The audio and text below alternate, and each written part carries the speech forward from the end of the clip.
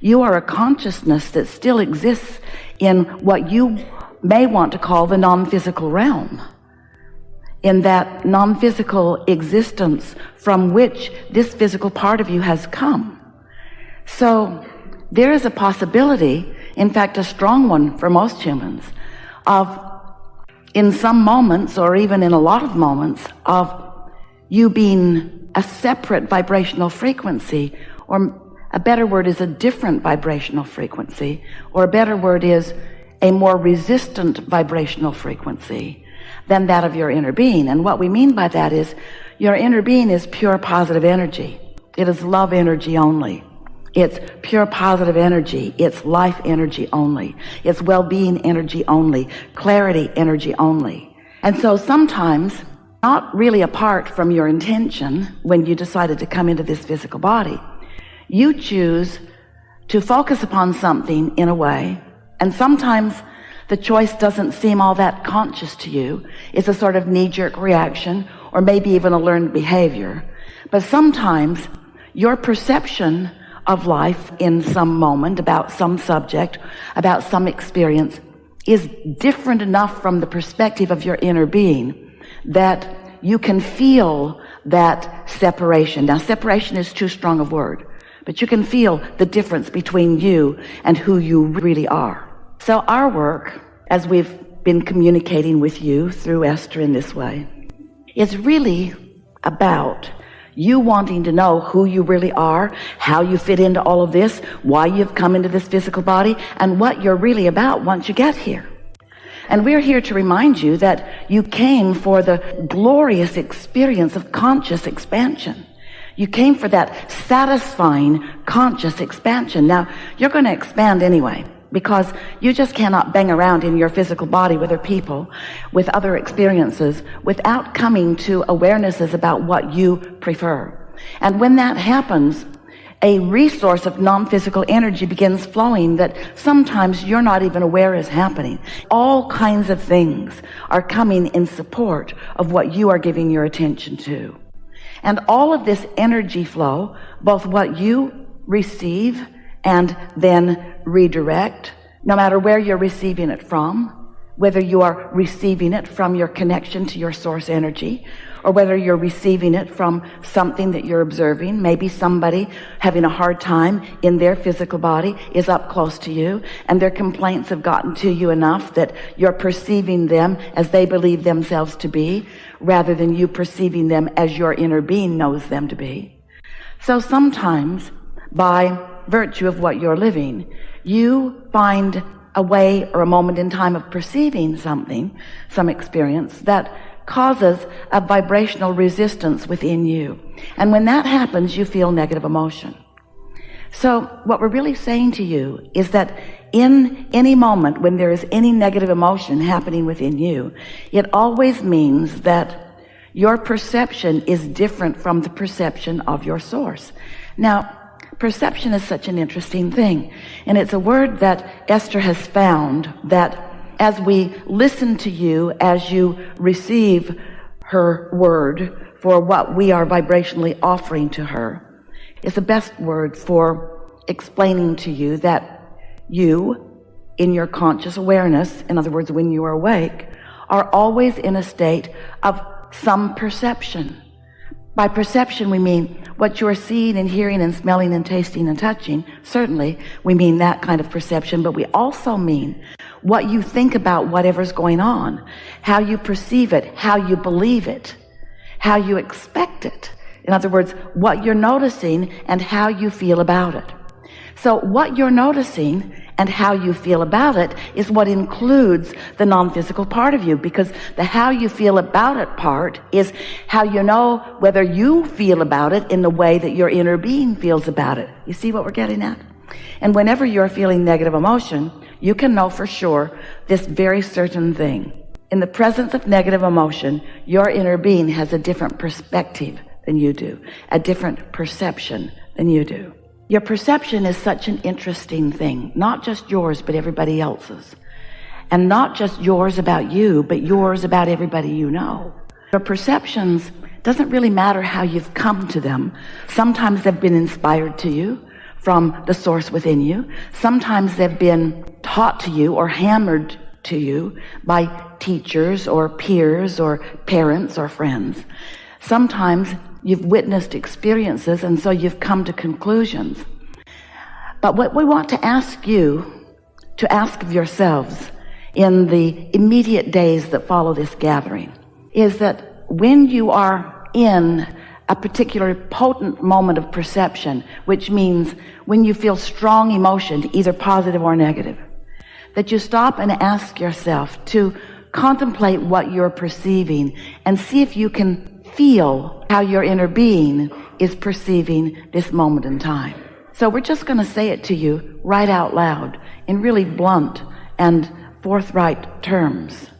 So much of what you perceive is bogus, and what you perceive about yourself, and a lot of what you perceive about the people around you.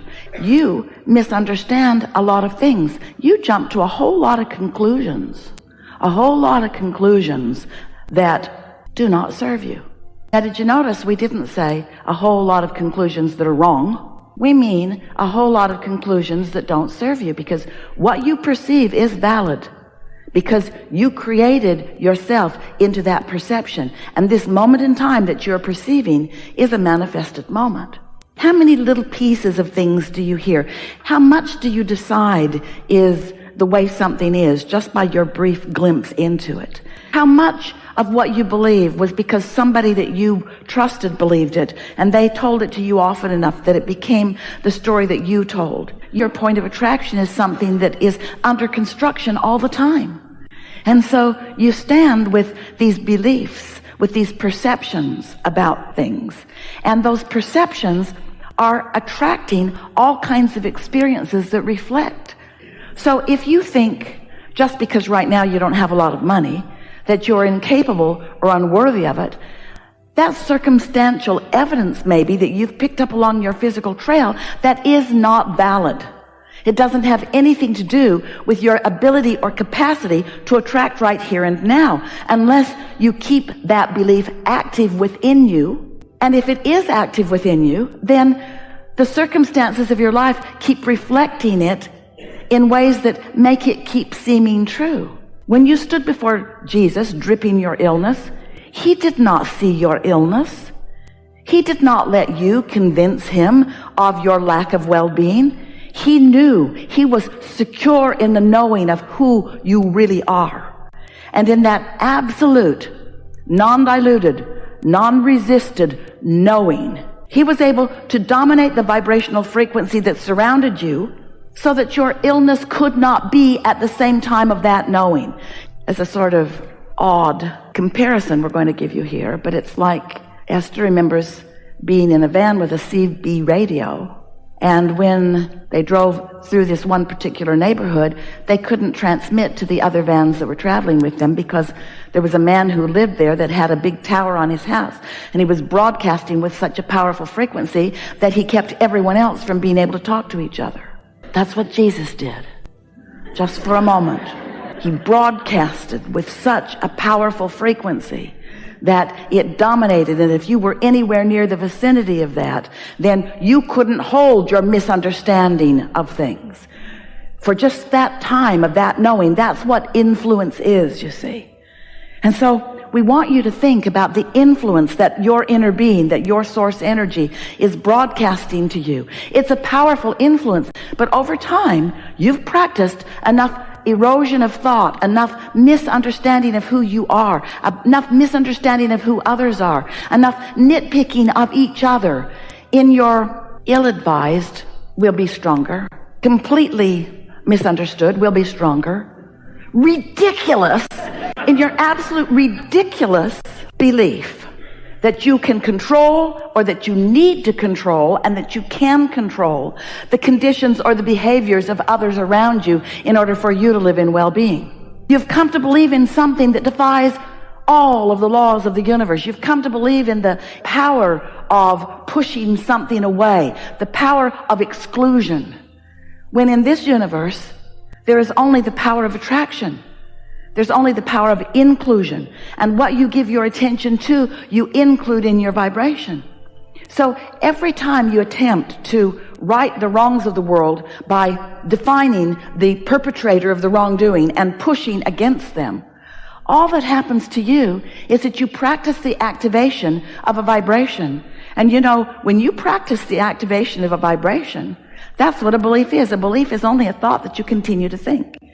So as you practice these thoughts, as you continue to think these thoughts, as you continue to make those vibrations feel normal, and law of attraction helps you too, because once you believe it, law of attraction will show it to you, and show it to you, and show it to you, and show it to you, because you get what you think about whether you want it or not.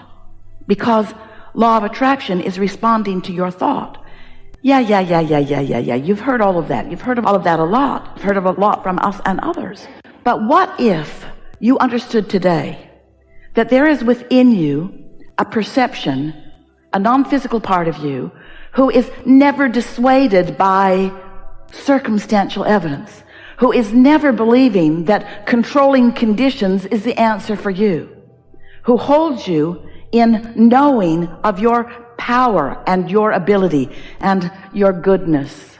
And what if you started deliberately tuning more to that frequency, reaching more for that vibration, so that you're standing in that kind of clarity and knowing? What if you, with a little bit of practice, and it's far less than you would imagine, far less than it takes you to learn a computer program, what if you accomplished vibrational alignment with that perspective? And what if that influence was you? So we're going to open this to talk about whatever you want to talk about, but we just wanted to begin with you thinking a bit about you being under the influence, because you always are under the influence of something.